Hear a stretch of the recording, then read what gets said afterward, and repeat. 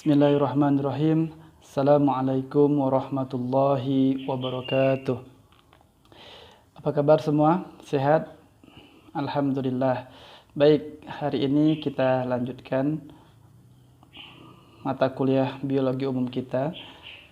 Kita akan membahas tentang reproduksi pada tumbuhan dan hewan. Mohon disimak agar apa-apa yang ingin kita capai dapat tercapai di akhir pertemuan hari ini. Ya, indikator dari pembelajaran kita hari ini adalah yang pertama, setelah mempelajari video ini diharapkan mahasiswa atau peserta didik dapat pertama menjelaskan pengertian dari reproduksi, kemudian membedakan reproduksi secara vegetatif dan generatif. Yang ketiga, menjelaskan bagian-bagian bunga. Yang keempat, menyebutkan contoh-contoh reproduksi secara vegetatif pada hewan dan tumbuhan. Kemudian selanjutnya kita perhatikan tentang pertanyaan pertama adalah apa itu reproduksi? Reproduksi adalah kegiatan menghasilkan individu baru yang sejenis dengan dirinya. Jadi kegiatan menghasilkan individu baru yang sama, satu spesies dengan induk. Nama lainnya apa? Perkembangbiakan. Gajah misalnya punya anak, anaknya gajah. Yang kedua apa? Gambar koala Koala. Punya anak, anaknya koala. Manusia punya anak, anaknya manusia. Itu namanya reproduksi. Tidak pernah ada gajah melahirkan anaknya koala. Baik, kita teruskan. Reproduksi itu sendiri, nama lainnya adalah perkembangbiakan, beranak pinak seperti itu. Kemudian kalau kita perhatikan secara umum, reproduksi terbagi ke dalam dua bagian. Ada reproduksi secara generatif dan reproduksi secara vegetatif. Itu diingat dulu. Reproduksi, kegiatan menghasilkan individu baru, ada dua, secara generatif dan secara vegetatif. Bagus. Nah, apa itu reproduksi secara generatif? Reproduksi seksual atau kawin. Seperti apa? Melalui fertilisasi. Anda tentu masih ingat, fertilisasi itu adalah proses peleburan inti gamet jantan dan inti gamet betina. Kalau pada hewan, sperma dan ovum, inti sperma membuahi ovum. Kemudian, kalau yang vegetatif, nama lainnya adalah reproduksi aseksual. A artinya tidak, tak kawin. Nah, sehingga pada reproduksi vegetatif itu tanpa melalui fertilisasi, tanpa melalui pembuahan. Kemudian sekarang kita akan melihat tentang berdasarkan tempat terjadinya fertilisasi, terbagi dua lagi. Ada hewan-hewan yang fertilisasinya di dalam tubuh, namanya fertilisasi internal. Sehingga kita sering mendapati hewan-hewan yang hewan betinanya itu bunting, Kalau pada hewan namanya bunting, kalau pada manusia hamil. Karena pembuahannya itu berlangsung di dalam tubuh induk, biasanya pada tubuh induk betina. Satu lagi ada yang namanya fertilisasi eksternal. Pembuahan ini berlangsung di luar tubuh, maka namanya eksternal. Apa contohnya? Kalau pada hewan misalnya kata, kemudian sebagian besar jenis hewan ikan juga fertilisasinya eksternal di luar tubuh. Kemudian untuk yang vegetatif, kita bisa membaginya ke dalam dua proses, sehingga ada yang namanya vegetatif itu secara alami, secara alamiah, natural. Kemudian ada yang vegetatifnya buatan. Buatan ini maksudnya adalah ada intervensi dari manusia. Ada perlakuan tertentu dari manusia sehingga reproduksi ini dapat berjalan, dapat terjadi. Kita teruskan. Oke, mohon disimak. Reproduksi generatif pada tumbuhan itu nanti kita akan bicara tentang masalah bunga, karena bunga adalah organ reproduktif pada tumbuhan. Kalau mau lihat kelamin pada tumbuhan, itu ada di bunga. Ada alat kelamin jantan namanya benang sari, alat kelamin betina namanya putik. Mari kita perhatikan bagian-bagian pada bunga. Nah, ini adalah satu kuntum bunga yang lengkap dan sempurna. Bunga dikatakan lengkap bila memiliki kedua alat kelamin dalam satu kuntum bunga, serta memiliki perhiasan bunga. Jadi dia punya benang sari, putik, kemudian mahkota dan kelopak. Ya, itu bunga lengkap. Bunga ini juga bunga sempurna. Bunga dikatakan sempurna bila dalam satu kuntum bunga terdapat putik dan benang sari. Maka bunga yang ada di hadapan teman-teman semua ini adalah bunga lengkap dan bunga sempurna. Kita lihat bagian-bagiannya. Yang pertama, ya pistil itu putik ya, atau pistilum, putik. Yang kedua ada alat kelamin jantan namanya stamen atau benang sari. Sekarang kita lihat bagian-bagian dari putik. Yang pertama ada stigma, ya, kepala putik. Kemudian ada stilus, itu tangkai putik. Kemudian ada ovarium, ya, bakal buah, dan ovule atau bakal biji. Nantinya bakal buah akan tumbuh dan berkembang menjadi buah, sementara bakal biji akan tumbuh dan berkembang menjadi, ya benar, menjadi biji. Kalau pada benang sari ada yang namanya anter, ya, atau kepala benang sari, kepala sari, kotak sari. Nah, di dalam kepala sari ini terdapat yang namanya benang sari. Apa nama lain dari benang sari? Polen, ya, polen benang sari. Kemudian ada yang namanya filamen, ya, tangkai sari. Itu adalah bagian-bagian dari benang sari. Nah, kemudian kita lihat ada yang namanya petal. Petal ini adalah perhiasan bunga, daun, mahkota. Kalau secara keseluruhan, nama mahkota itu disebut dengan corolla. Tapi kalau satu daun saja namanya petala, gitu ya. Selanjutnya ada yang namanya kelopak. Nah, ini sepal, daun kelopak. Secara keseluruhan namanya kolopak atau calyx. Satu daun kelopak namanya sepala. Bisa ya? Ya, pelan-pelan nanti bisa diulang-ulang. Nah, ini akan saya share di channel YouTube saya, Fajar Oktawidarta. Silahkan dicari. Nanti bisa dipelajari berulang-ulang supaya dikuasai. Saya teruskan. Nah, jadi bunga itu ada tumbuhan yang memiliki bunga jantan, yaitu tumbuhan-tumbuhan yang pada bunganya itu hanya ditemukan benang sari saja, tidak ada putik pada bunganya. Kemudian ada lagi yang namanya bunga betina. Dia sebaliknya, dia hanya memiliki putik saja, bunganya itu tidak memiliki benang sari, sehingga disebut dengan bunga betina.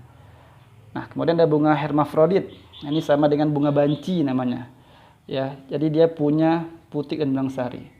Dia juga sempurna berarti. Kenapa? Dia punya kedua alat kelamin, putik dan benang sari.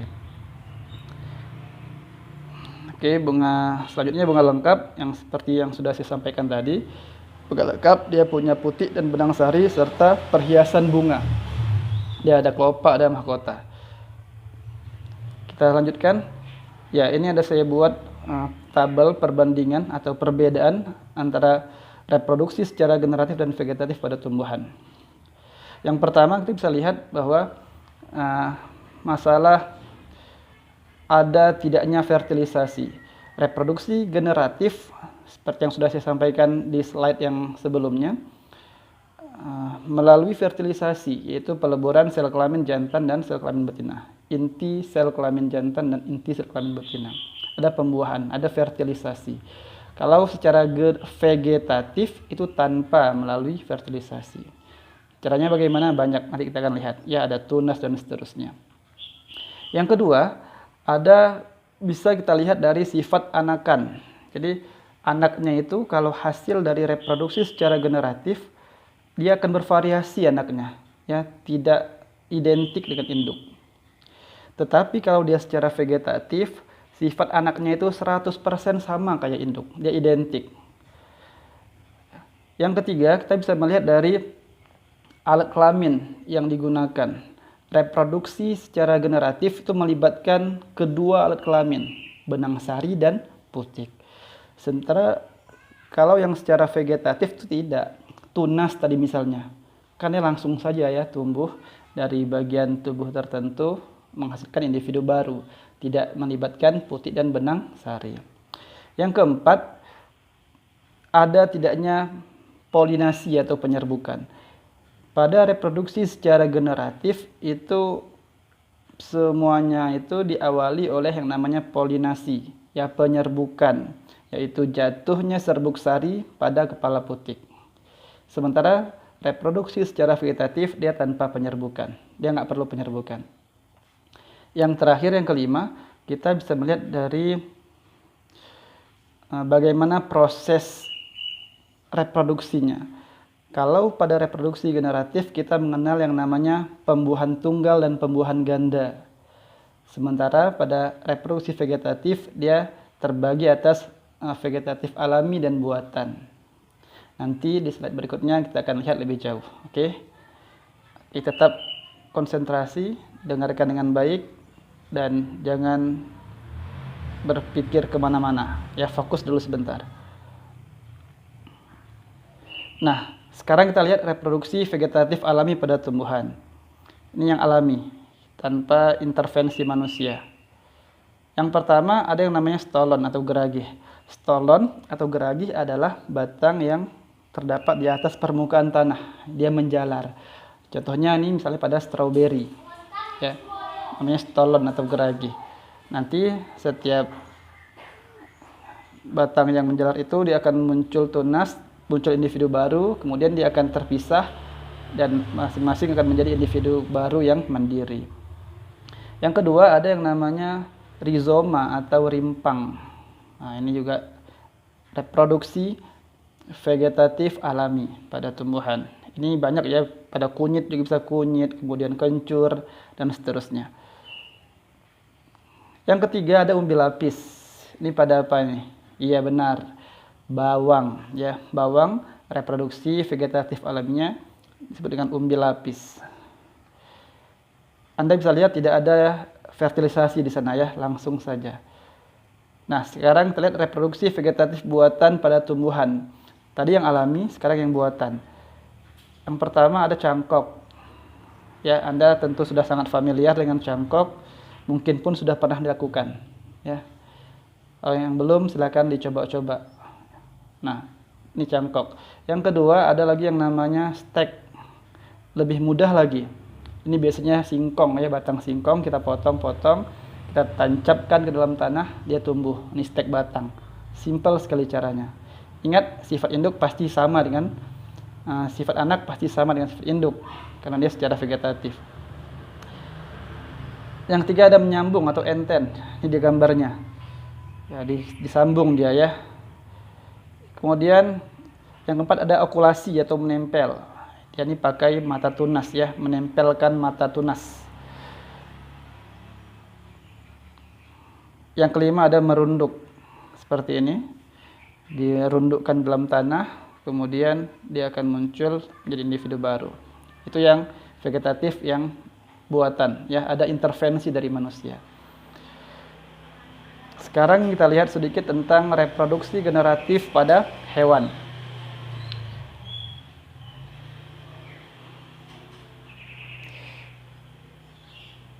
Ya, ini contohnya nih, ayam bertelur. Yang bertelur itu ayam jantan atau ayam betina? Ayam betina. Kapan dia bertelur? Ya, setelah dikawini oleh ayam jantan. Ini reproduksi secara generatif. Kemudian ada satu lagi, ya bebek. Nah, nanti anak-anak bebek ini kalau kita perhatikan warnanya nggak sama persis kayak ibunya atau ayahnya ya. Ada yang warnanya abu-abu, kuning, kemudian ada yang warnanya agak-agak ke putih-putih gitu ya. Jadi dia bervariasi. Ini bukti bahwa reproduksi secara generatif menghasilkan anakan yang bervariasi sifatnya, tidak identik seperti induk. Ini misalnya pada cacing tanah. Anda bisa perhatikan di sini ya, reproduksi generatif pada cacing tanah. Ya, cacing tanah Meskipun dia hermafrodit, dia namanya hermafrodit semu. Walaupun dia dalam satu tubuh punya sel kelamin jantan dan betina, namun dia tetap butuh individu lain untuk bereproduksi. Ini namanya kawin silang, ya, kawin silang. Nah, Anda bisa perhatikan di situ bahwa ada sperma, kemudian ada sperma, ada ovum, terjadi pembuahan, kemudian terbentuk telur dan seterusnya. Ini fertilisasi berlangsung di dalam tubuh internal, ya, termasuk fertilisasi internal. Sekarang kita perhatikan reproduksi vegetatif pada hewan. Hewan juga mengalami reproduksi secara vegetatif. Pertama ada yang namanya membelah diri. Ya, ini dari bentuknya, ini adalah paramecium, ya. Kelompok paramecium ciliata, hewan berambut getar ini, ya. Nah, dia membelah diri. Langsung membelah diri saja. Ini hewan bersel satu. Kemudian yang kedua, ada yang bisa bertunas. Ini hydra misalnya. Anda perhatikan nomor 1, nomor 2, nomor 3, nomor 4. Dari mulai dia muncul, tumbuh pada nomor 1, kemudian dia akhirnya lepas pada nomor 4. Lepas menjadi individu baru gitu. Kemudian ada fragmentasi. Ini misalnya pada cacing planaria, cacing pipih planaria. Yang A, Anda bisa lihat dia memipih pada satu bagian, kemudian dia makin kecil, akhirnya dia terlepas. Yang B, dia terbelah secara membujur, makin lama makin dalam membelahnya, akhirnya terbentuk 2 individu baru. Yang C, Anda bisa lihat dia terpotong menjadi 3 bagian, dan masing-masing bagian akan tumbuh bagian-bagian yang lain untuk melengkapi. Dari 1 menjadi 3 individu baru. Itu reproduksi vegetatif pada hewan. Ini biasa terjadi pada hewan-hewan tingkat rendah gitu, ya. Kalau manusia, lembu, ya, kambing itu umumnya reproduksinya terjadi secara generatif, ya. Secara alamiah itu terjadi secara generatif. Nah, untuk memperdalam pengetahuan Anda semua, saya membuat beberapa tugas untuk dikerjakan. Tugas ini dikumpulkan minggu depan. Yang pertama adalah jelaskan menggunakan bahasa kalian sendiri proses reproduksi secara generatif pada hewan. Ya, secara detail, ya. Silahkan nanti dicari di literatur, kemudian dijelaskan menggunakan bahasa sendiri. Dibaca dulu, dipahami, kemudian tulis ulang pakai bahasa sendiri. Yang kedua, tuliskan masing-masing 3 contoh tumbuhan yang memiliki bunga lengkap, bunga sempurna, bunga jantan, dan bunga betina. Masing-masing 3 contoh. Yang ketiga, jelaskan berbagai bentuk reproduksi vegetatif pada hewan. Tadi sudah saya sampaikan, ada yang bertunas, ada yang membelah diri, ada yang fragmentasi, ada yang lain, silahkan dicari lagi. Yang keempat, jelaskan proses berlangsungnya pembuahan ganda pada tumbuhan. Ya, pembuahan ganda ini terjadi pada tumbuhan Angiospermae, ya, tumbuhan biji tertutup.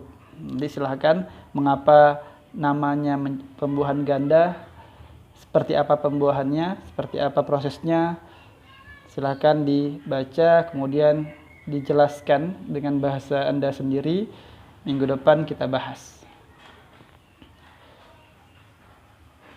Cukup sekian saya kira. Terima kasih atas perhatiannya. Selamat belajar. Kita ketemu pada pertemuan selanjutnya. Assalamualaikum warahmatullahi wabarakatuh.